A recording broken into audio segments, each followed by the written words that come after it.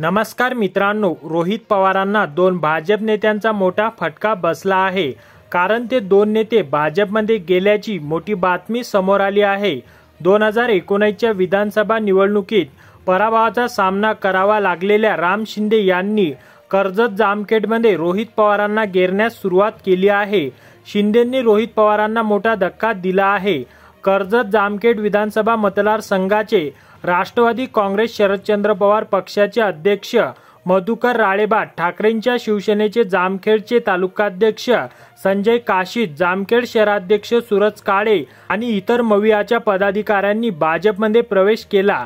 मधुकर राळेबाट हे नाराज होते. ते विधानसभा निवडणूक लढवण्यास इच्छुक आहेत.